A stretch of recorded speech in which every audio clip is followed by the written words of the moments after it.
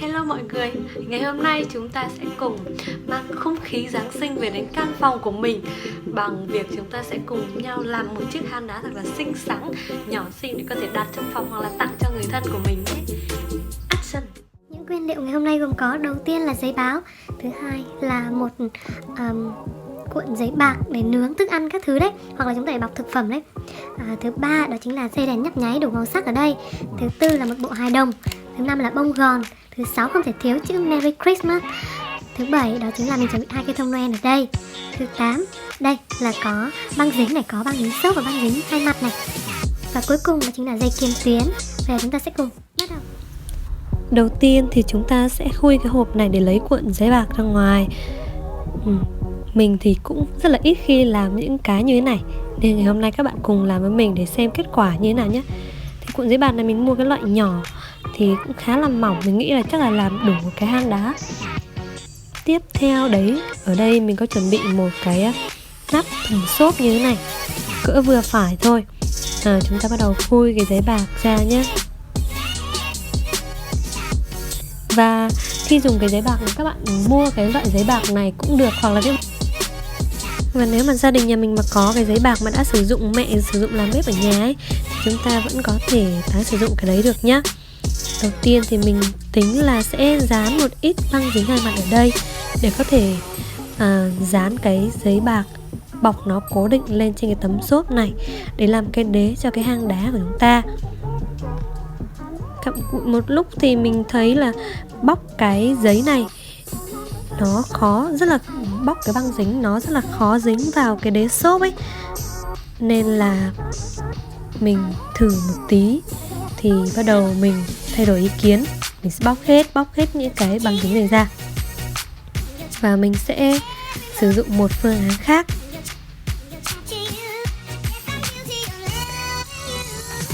Đó chính là mình sẽ sử dụng cái băng dính xốp các bạn ạ. Băng dính xốp thì nó sẽ dính chắc hơn. Mình sẽ cắt ra một ít băng dính xốp để mình dính vào 4 góc cố định cái giấy bạc mà chúng ta bọc vào cái tấm xốp này á. Thế mình sẽ dán vào mặt sau.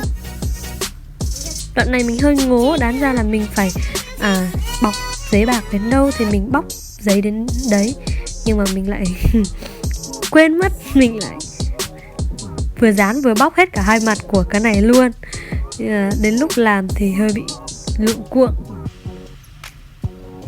Các bạn đừng như mình chỗ này nhé.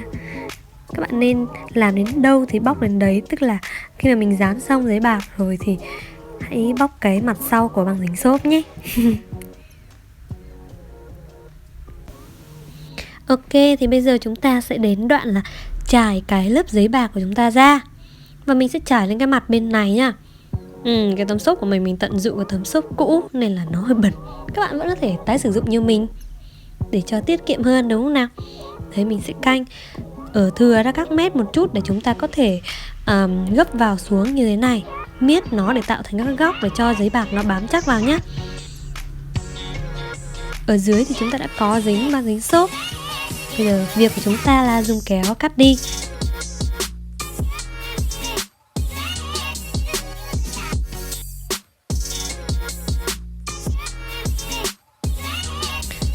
Đấy, sau đấy chúng ta sẽ miết các góc như thế này. Ok, được một nửa mặt của tấm xốp rồi. Tiếp theo chúng ta sẽ căng và làm nốt nửa phần còn lại nhá. Các bạn phải kéo căng cái giấy bạc ra nhá, để không bị chùn, không bị nhún lại này. Thì như thế khi chúng ta lên thành phẩm sẽ đẹp hơn nhá. Nhớ chừa các góc để chúng ta gấp xuống để không để lộ cái phần xốp của chúng ta ra nhé. Mình kiểu làm luống cuống vãi chưởng ý. Làm đến đâu vừa làm vừa cùng các bạn trải nghiệm nên là sẽ hơi luống cuống. Nhớ miết các góc nhé, để cho thật là đẹp, thật là vuông vức nhá. Ok, bây giờ chúng ta sẽ dùng băng dính để cố định những cái phần thừa ra lúc nãy, các cái phần đầu nối của các cái miếng giấy bạc với nhau ấy, để có thể cố định thật chắc, thật xinh xắn gọn gàng cái tấm giấy bạc của chúng ta trên tấm xốp nhé. Đoạn này thì sẽ làm rất là nhanh thôi. Đấy, ta-da! Thế là xong. để phần đế qua một bên. Bây giờ chúng ta sẽ thiết kế cái phần trên, cái phần nhân vật chính của chúng ta, đó chính là phần hang đá nhá. Bây giờ mình sẽ dọn những cái linh tinh này qua một bên để chúng ta có thể rộng rãi để làm tiếp cái phần trên của hang đá nhé. Ở đây mình có chuẩn bị một ít giấy báo. Thực ra giấy báo này là mình xin sơ trong nhà thờ khi mà mình mua bộ hài đồng đấy các bạn. Hoặc là các bạn có thể tận dụng vở cũ hoặc là giấy báo cũ gì đấy. Chúng ta sẽ dính băng dính để dính cho hai tờ giấy báo này lại với nhau để tăng cái độ cứng cho cái phần hang đá của chúng ta nhé. Tại nếu một tờ giấy báo thì nó sẽ hơi mỏng một xíu. Ok, dính xong rồi. Bây giờ chúng ta sẽ dùng giấy bạc bọc hết lại hai mặt của cái giấy báo này để có thể làm thành một hang đá xinh xắn đáng yêu và lấp lánh nhé. Đấy, cho một ít băng dính ở các góc. Đoạn này mình hơi ngố ấy, đáng ra là kiểu làm mặt nào thì phải tháo băng dính mặt đấy. Mình cứ bị quen tật là tự nhiên dán băng dính xong phải tháo hết ra. Như này sẽ bị dính lung tung, các bạn đừng như mình nhé. Trải ra. Mình dùng cái giấy bạc này rất là tiện luôn các bạn ạ. Tức là nó có thể kiểu gấp thành các nếp ấy, rất là xịn. Đấy, thấy chưa? Tháo ra sớm làm gì để dính lung tung. Đấy, một mặt xong các bạn gấp lại như mình như thế này. Và chúng ta đấy, xé một góc như trên như thế này. Và sau đấy thì miết vào. Úi dồi, xấu xí quá. Các bạn nhớ dùng kéo nhé, đừng có cẩu thả như mình nhé. Miết một góc vào. Và một góc còn thừa thì chúng ta sẽ cho vào mặt sau. Ok, thế là được nửa rồi. Chúng ta tiếp tục với nửa còn lại nào. Canh đong. Đoạn này thì các bạn nên cho một ít băng dính vào cái phần mép nối giữa hai tờ giấy bạc nữa nhé, để lát nữa nó không có bị lộ cái tờ giấy báo ở bên trong ra ấy. Đoạn này thì mình hơi bị thiếu sót một tí. Ôi, mình mua một cuộn giấy bạc là có thể làm được vừa khít một cái hang đá luôn các bạn ạ. Các bạn mua cuộn nhỏ như mình cho tiết kiệm nhé. Vậy cuộn này mình mua là hình như 15.000 thì phải. Đấy, miết như thế này. Ok. Xong sau đấy thì các bạn có thấy các cái phần thừa ra ấy, chúng ta phải dùng băng dính để cố định lại. Một chiếc ở đây và một chiếc ở đây nữa.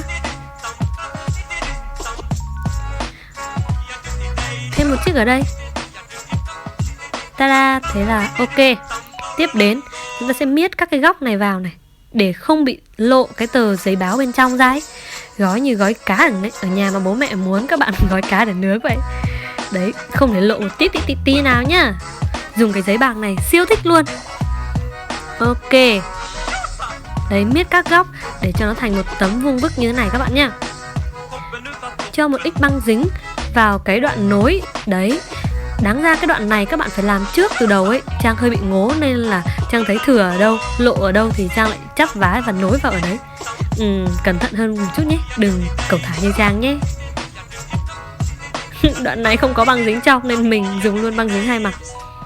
Nhìn nó sẽ hơi lộ liễu như thế này, nhưng mà đến khi lên thành phẩm sẽ đẹp ok nhá. Bây giờ đến đoạn tạo hình cho cái hang đá của chúng ta. Các bạn sẽ vò cái giấy bạc này lại, nó sẽ tạo thành một cái trụ như thế này.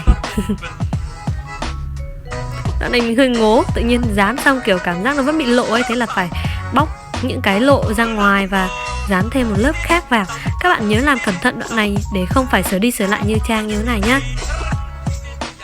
Nếu mà các bạn đoạn này có băng keo trong ấy thì sẽ là tốt nhất. Còn mình ở đây mình không có băng keo trong nên mình dùng luôn băng keo hai mặt. Đấy, quay trở lại với đoạn tạo hình này. Tạo thành khung như thế này. Chúng ta có cái đấy ở đây. Bây giờ chúng ta sẽ dùng băng dính xốp để đính vào một vài điểm. Sau đấy là cố định cái phần trên hang đá xuống phần đế dưới mà chúng ta đã chuẩn bị từ trước nhé. Đấy, ở đây Trang sẽ cố định bằng 5 điểm. Cái này tùy các bạn thôi, không có một công thức nào cho cái này cả. Làm to thì các bạn sẽ làm rộng ra, còn làm bé hoặc là vừa phải như Trang thì làm vòng ở giữa như thế này thôi. Ok, bắt đầu vò cái phần trên lại và đính vào từng cái điểm này. Ta-da. Đoạn tạo hình này tùy mỗi người nhé. Đấy, chúng ta có thể vò từng góc như này và đính xuống đây. Với giấy bạt thì dễ lắm các bạn. Các bạn chỉ cần vò nó lại là nó sẽ thành một cục. Ok, thế là đã có một cái hang rồi. Nắn một tí cho nó tạo thành những cái góc cạnh giống như kiểu đá thực sự luôn ý. Xịn nhở. Các bạn thấy xịn không? Te với trưởng chưa gì mà đã ok phết rồi nhờ. Ta-da! Đây là thành quả sau một hồi kiểu nắn chỉnh nắn các thứ các kiểu. Bây giờ chúng ta sẽ lấy một ít dây kim tuyến bỏ vào trong để giả làm cỏ nhá. Chuẩn bị đến phần trang trí cho cái hang đá của chúng ta thật là xinh xắn nhá. Mình cho một cây thông Noel vào phía bên trái. Đấy, tiếp tục mở rộng ra cho ánh sáng vào một tí. Đã có cỏ, đã có một cây thông ở đây. Bây giờ chúng ta sẽ tiếp tục đính thêm một vài cây thông khác, cũng như là trăng đèn, hoa các kiểu nhá. Các bạn có thể sử dụng cây thông này hoặc là tự làm cây thông Noel cũng được. Càng sáng tạo càng vui, càng rẻ, đúng không nào cả nhà? Cho một ít băng dính ở dưới để cố định cây thông lên trên phần đế của chúng ta đã có nhá. Thế là chúng ta đã có một cây thông Noel, một hang đá với một bãi cỏ bên trong. Tiếp đến một cây thông Noel phía sau.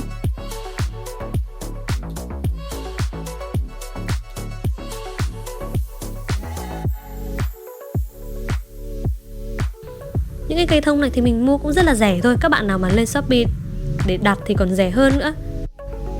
Bây giờ chúng ta sẽ cho một bộ đèn vào phía bên trong để cho sáng khi chúng ta đặt bộ hài đồng vào bên trong nhé. Trang chọn đèn màu vàng. Loại đèn này thì các bạn có thể mua rất nhiều trên những kênh thương mại điện tử như Shopee hay Lazada. Rất là rẻ thôi. Cho một ít bông gòn vào bên trong.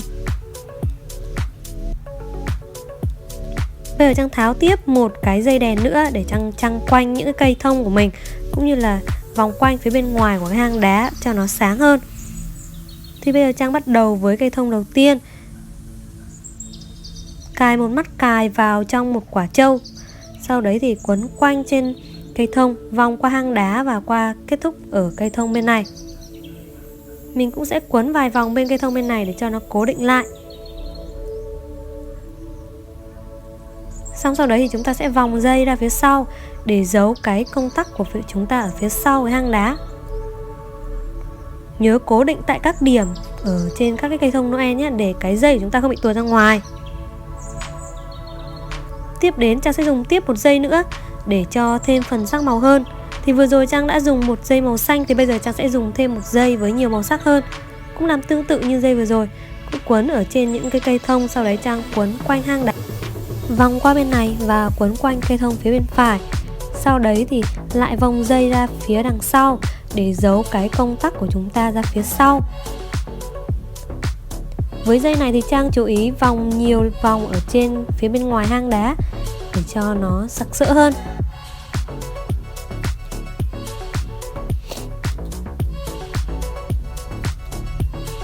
Với bạn nào mà thích đơn giản thì có thể dùng những dây cùng màu. Tiếp đến Trang dùng một bảng có chữ Merry Christmas. Đáng ra Trang dùng những cái hình ảnh thiên thần cơ, nhưng mà lại không có các bạn ơi. Trang bắt đầu quấn đèn quanh cái chữ Merry Christmas. Xong sau đấy thì chúng ta sẽ treo lên để cho cái chữ cũng được nổi và rực rỡ hơn nhé. Trang cũng chọn cái đèn loại tương tự nhưng với màu sắc khác.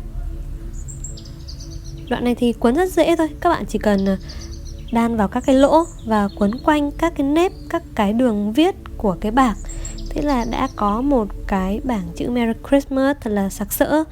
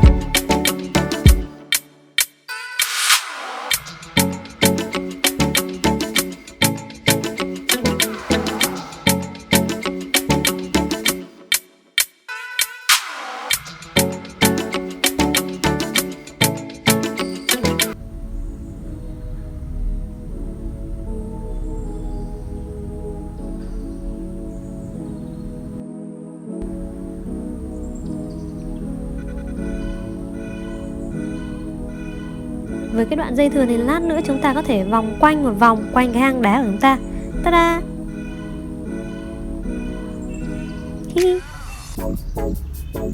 Xinh xinh mọi người nhỉ. Chúng ta sẽ dán vào phía trên của cái hang đá như thế này. Với cái loại hang đá như chúng ta đang làm đây thì chúng ta đừng có treo những cái gì cồng kềnh quá nhé.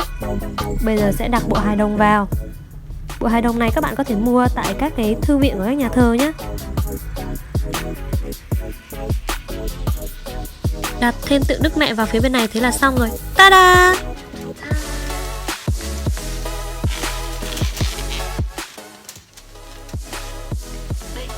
Đây là siêu phẩm hôm nay của mình. Mọi người thấy có xinh không? Một like nhé. Nếu như mà mọi người ai ở nhà không có không gian nhiều này, không hoặc ở trọ như Trang có thể làm một hang đá như này để đón Giáng sinh nhá. Merry Christmas. Đừng quên like và subscribe kênh YouTube của Trang để chúng ta có thể cùng nhau làm những thứ xịn như thế này nhé. Bye bye. Bây giờ thì cùng ngắm nhìn lại tác phẩm mà chúng ta vừa làm xong nào. Các bạn nhớ để lại recommend ở bên dưới cho Trang xem là có xinh không nhá. Và các bạn có những cái cách làm nào hay hơn thì có thể chia sẻ để chúng ta cùng làm trong Noel năm nay hay năm sau nữa nhé.